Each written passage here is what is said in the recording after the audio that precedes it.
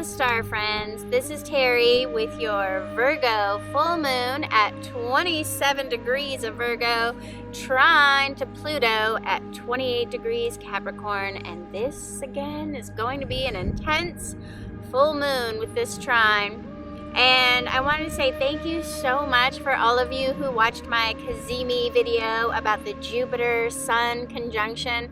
It was so fun to do, to see all your wishes, and I did a singing bowl and I was ringing all your wishes into being, and I'm gonna post that as a separate short. And I also drew the winner of our full moon astrology chart for this month. It is Jean Pelletier. You just won a full Western astrology chart with an energy clearing, and that is worth $235 is what I charge for a full chart. This is like a 20-page deep dive because I'm a Scorpio and I can't just browse somebody's chart. I go into the deep dive. I tell you all your transits. I love to focus on the North Node. So Jean Pelletier, you're going to be getting all of that. And just email me at kamimihealingarts@gmail.com so that you can give me your birth date, date, time, location, and then I can start your chart.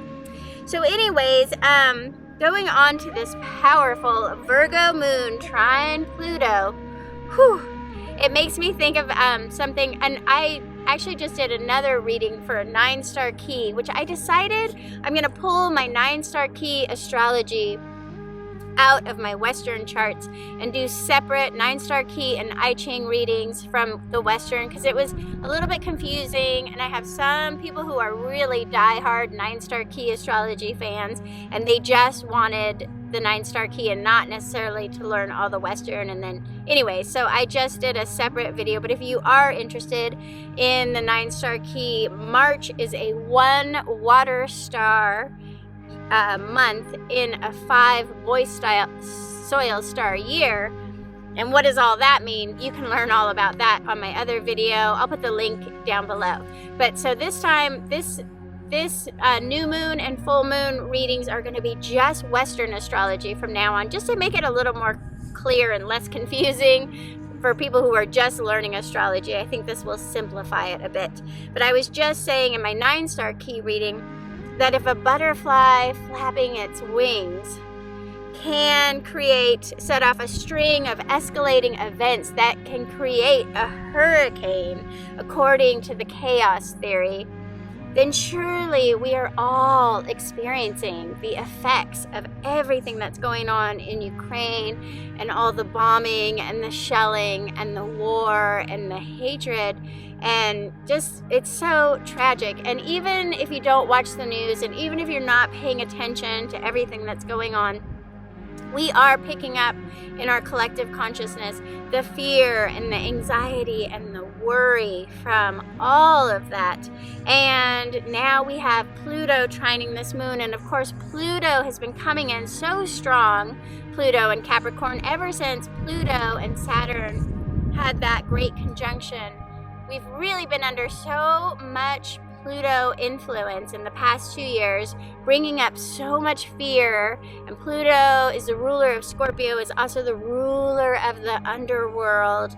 Pluto is really making some huge transformations in our world. We're seeing before our eyes unbelievable chaos and collapse of our civilization as we know it.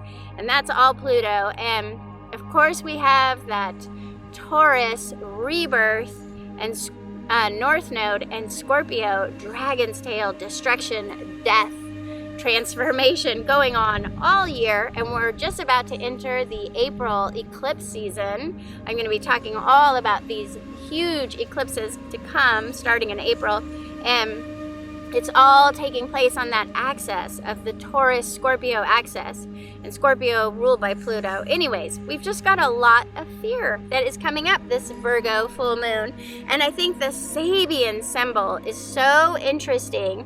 I just have to read the Sabian symbol. If you know what Sabian symbols are, there's a great book by Dane Rudhyar, and all of these symbols were read by an oracle, Elsie Wheeler, who 125 years ago, she was only given like Virgo, 27 degrees. They would say the sign and the degree, and this incredible intuitive oracle would just sit with that degree of astrology. And she came up with these symbols and what the meaning of each degree for the whole zodiac. It's an incredible book. I have this Dane Rujar book at home, and you can read every single moon cycle. If you can read, I do it when I read astrology charts. I read people's, the time, the sun, you know, what degree the sun was when you were born, what degree the moon was when you were born. But this full moon is so poignant with the Sabian symbol because it is a bald-headed man who has seized power over the world. And I just couldn't believe when I read that's Virgo at 28 degrees. And though this moon is at Virgo 27 degrees, we read 28 degrees because it's a late Virgo 28 degrees. So this is what we're stepping into this full moon. A bald-headed man who has seized power over the world. You can't make this stuff up. I don't know how this oracle, this intuitive woman, was able to get such an accurate reading of something 125 years ago that is happening right now. And she talks about the sheer power of personality in times that calls for major decisions to be made. And whether at the religious or at the socio-political and cultural level, there comes a time when obsolescent patterns of order and cultural refinement have to be radically and relentlessly challenged. And catabolic personages may emerge at this time to seize power over and dictate decisions that alter the entire structure and future of society as we know it. This is the Sabian symbol for this full moon. And within individual life, an intense urge for cathartic change mobilizes one's will. And traumatic decisions may be made at this time. At such times, the issue has to be met, and ruthless as the power may appear at this time, it must be accepted by all. No static formation, however beautiful and inspiring, can remain unchallenged because everything bows to the power of the will. Divine, executively human, or even satanic powers may come to seize power at this time. So it's a little scary to think that Pluto, the planet of, this intense fear, and Pluto, of course, rules plutonium, nuclear energy, is trining this full moon that's all about a bald-headed man seizing power. And this moon will really increase our emotional sensitivity to the situation. There can be just really intense, intuitive perceptions coming in now. And this is a good moon to do some deep, good old-fashioned soul searching. And we are nearing the first equinox of the year. The spring equinox will be on March 20th as the sun moves into Aries. That, of course, if you know astrology, that begins the entire zodiac wheel. Aries is the first house. And so on March 20th, when the sun crosses over into Aries, we begin a new cycle of that spring equinox. And so this Pluto trine, this full moon, can really have us thinking about where we are, and it's kind of a checkpoint where we see if we're achieving what we need to be achieving for 2022, and just really feeling internally sensitive, emotionally sensitive about our path ahead, maybe some fear, anxiety, worry coming up with Pluto. But remember, trines are always about opportunities. So there can be some beautiful opportunities that come from this full moon trine Pluto that can really transform your life for the better. And you may just meet somebody, just a chance encounter, a new friendships with people who feel like soulmates. I've been meeting some really incredible people lately where it feels like, I feel like I've known you before. That's the kind of chance encounters you can have with a Pluto trine Virgo full moon. And you may just have an opportunity. Trines equal opportunities. An opportunity that just comes out of nowhere, that takes your life in a whole different trajectory, just completely transforms your direction, and you may have to make some huge life-altering decisions about where you're going and what you're doing and going into your future. And Virgos, of course, love to get organized and do the deep clean and decluttering. So really take some time out on this full moon to just get rid of whatever is no longer serving you. Clean out your sock drawers, get rid of the holy socks, get into your whole house and declutter and clean, and recognize that you're making space for something new to come into your house and come into your life when you get rid of things. And this might be a really good full moon to do a space clearing or an energy clearing. I do space clearings and energy clearings, and I might just do a distance energy clearing meditation for everyone. I know so many people are just going through emotional turmoil with everything going on, and so many people are needing energy clearing. So I have this idea for an energy clearing meditation. Look for it. Make sure you subscribe and hit the bell notification so you get that. And I do a distance pendulum energy clearing for each one of these astrology readings. So if you're watching, you are getting a distance Reiki energy clearing just by being here, just by watching, and I hope that opens up some new opportunities for you with this trine. And I just did an astrology chart for a client. I include an energy clearing with every astrology chart, and I was doing this distance energy clearing for this client. I've never met her before, though she is here in Bend, and a horse came up really strong while I was doing the distance energy clearing, and the horse really wanted to be cleared, and the horse wanted to have healing, and the horse kind of took over the energy clearing. It wasn't as much about her as it was about clearing this horse. And then when I went out to go deliver her astrology chart, I brought it to her here in Bend, and sure enough, there was the brown horse, just exactly as I envisioned when I was doing the energy clearing. And she told me that she has been full of worry and woe about all kinds of ailments that this horse had. And it turned out to be the horse was really sensitive to the geopathic energy of where she lived. And where we live in Central Oregon, of course, we are surrounded by volcanic energy. There's so many volcanoes and lava beds. And that volcanic, or maybe if you live in California where there's lots of earthquakes, when you get that kind of volcanic earthquake energy, it causes geopathic stress. And that geopathic stress can make you really sick. It can also make you cranky, angry, just too much energy. It's too much energy for a lot of people. And this horse was overwhelmed by the geopathic energy of where he lives, which is on lava beds down in Deschutes Riverwood. So it was really great to do that. And anyways, that's why I just think so many people are needing this distance energy clearing. And Virgo full moon is the best time to just clear your energy, clear your home, declutter, organize, and just get your life in order. Really take some time to plan, write out your to-do list, make your master plan and all of that. This is the time. And getting back to that Pluto trine the moon, and this is the biggest aspect, the biggest transit we have with this full moon. Pluto in Capricorn is known as the great eliminator. So what you do not let go of, it may just be taken from you. You can experience some loss at this full moon cycle. And of course, it started on that Pisces new moon. Pisces in the 12th house is also about loss.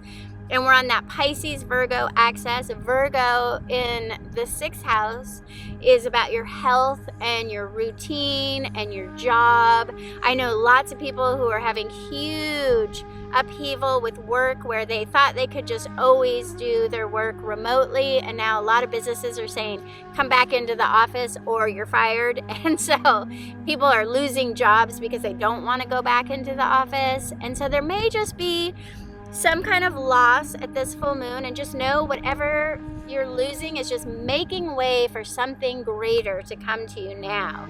And there can be a lot to do with the karmic fate with this full moon.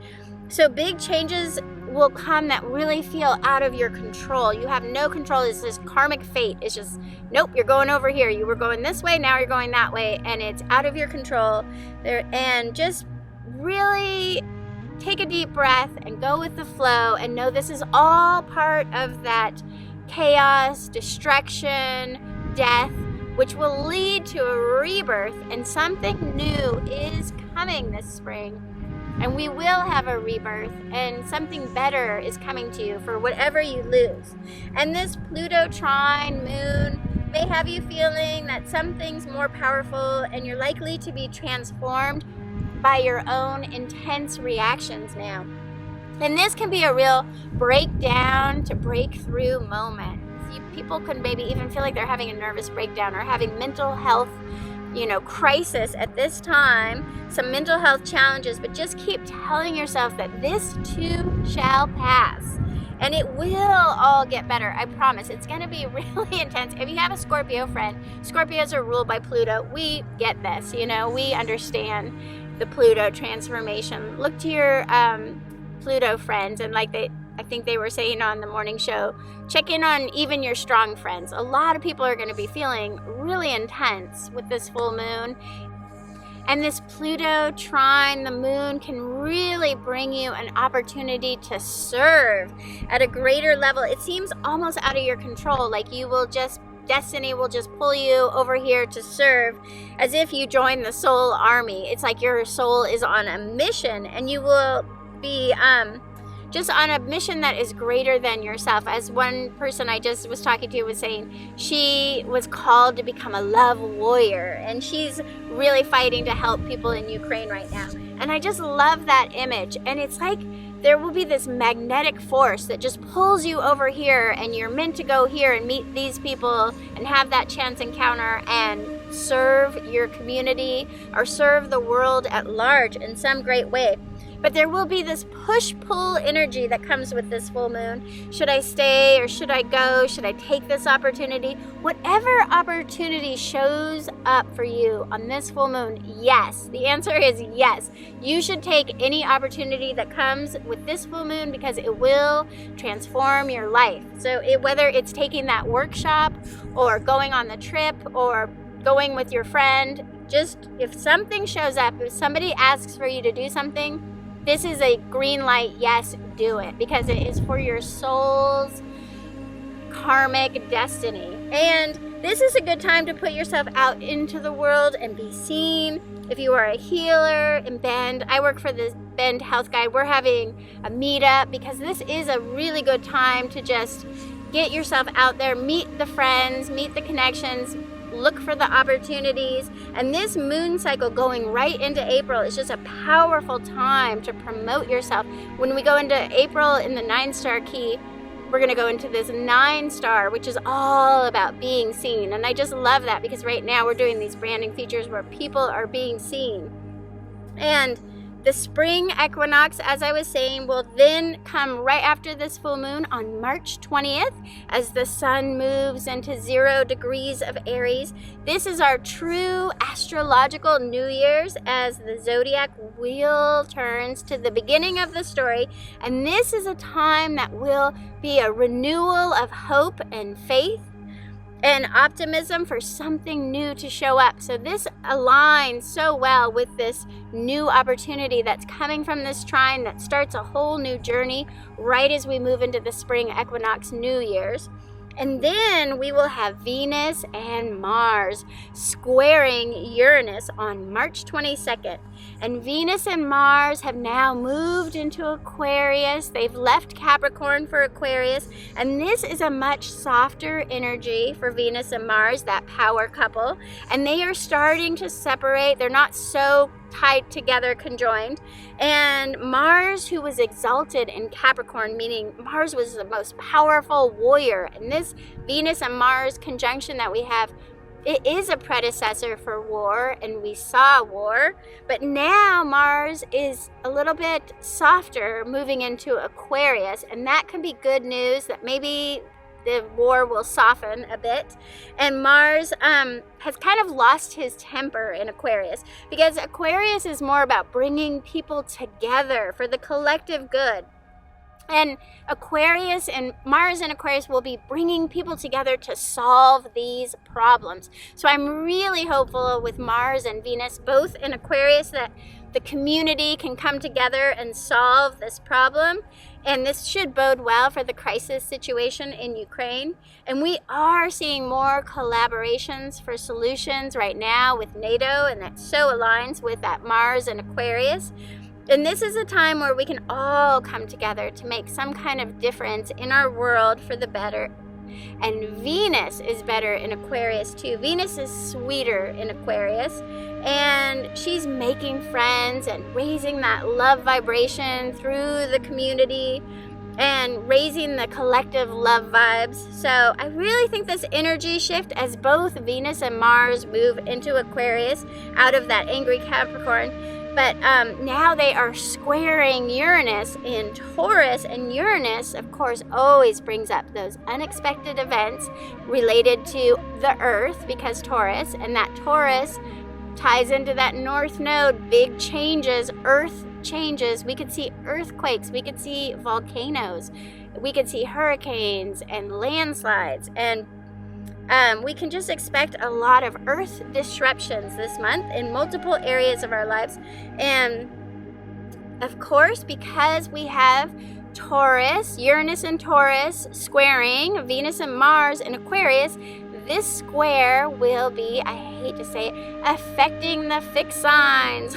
We had that Saturn squaring Uranus all of 2021 affecting the fixed signs, because Saturn was in Aquarius and Uranus was in Taurus. And now we have Venus and Mars coming around to that same spot in Aquarius to square Uranus in Taurus.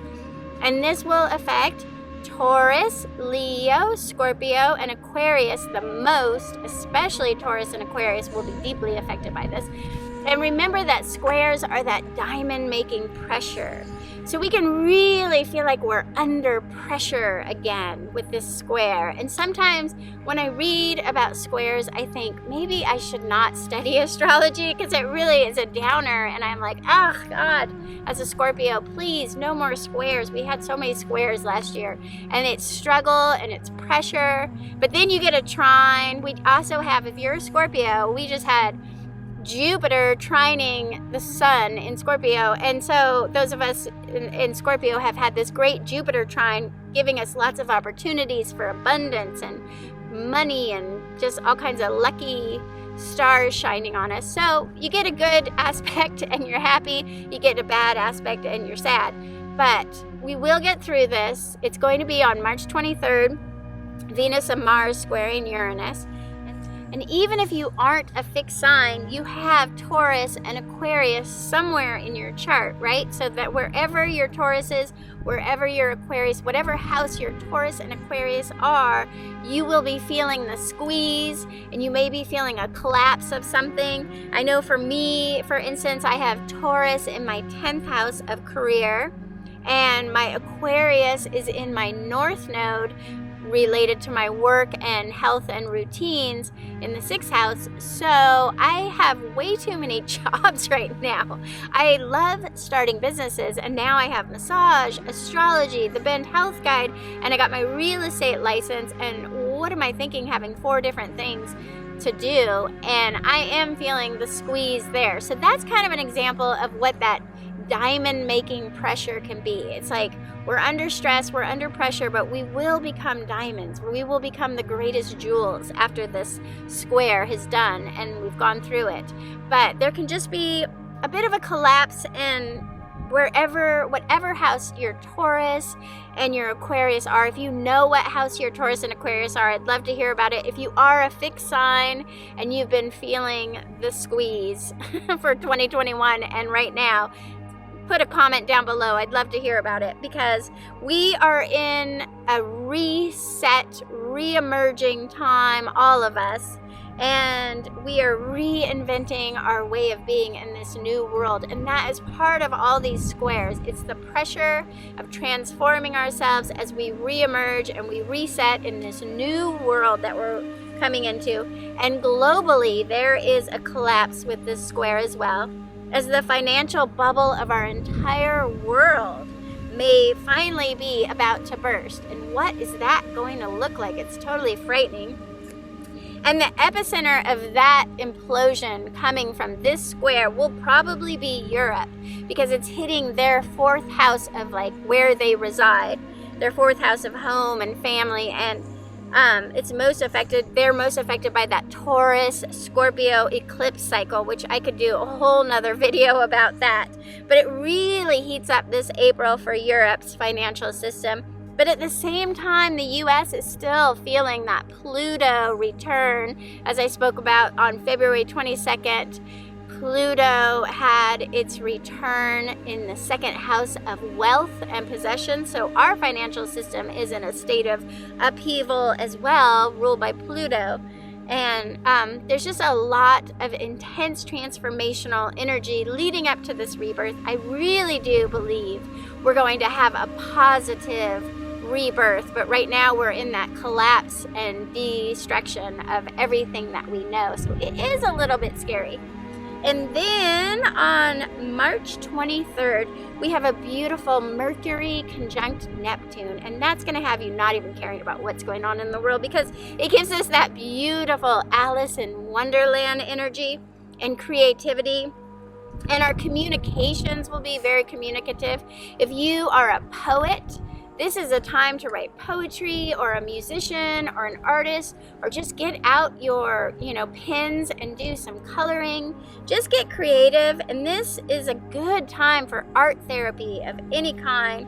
And it's a dreamy, mystical transit that can be a really good time for having an epiphany and doing some soul searching again. Maybe do therapy, hypnosis, meditation, or just go get a massage and some body work on this day. It's a very magical, softer transit that we can just enjoy. And then later this month, Venus will conjunct Saturn in Aquarius. And then in early April, Mars, right behind Venus, will also conjunct Saturn. And that is going to be a really intense conjunction. Venus and Mars conjuncting Saturn. And I will probably do a whole separate video on that transit, because there is just so much to say about it. This video would be like 3 hours long. But look for that one. Make sure to like and subscribe, and you will be in for a chance to win a free astrology chart. I'll be giving away every full moon video. I'll give away a free astrology chart until I reach 1,000 viewers. And I usually do the 9-star key astrology and the I Ching here, but like I said earlier, I separated that out, so that's in a separate video. If you want to know more about the 9-star key astrology, look for that video, and a really beautiful, powerful I Ching about joy, which is so uplifting. And right as I'm speaking to you, there's this cloud overhead that looks just like a heart, and it's so inspiring. But anyways, I'm going to do an pendulum energy clearing from here at the Crooked River, and I will send that out to all of you for watching. Thank you so much for watching, and I will see you next month on the new moon.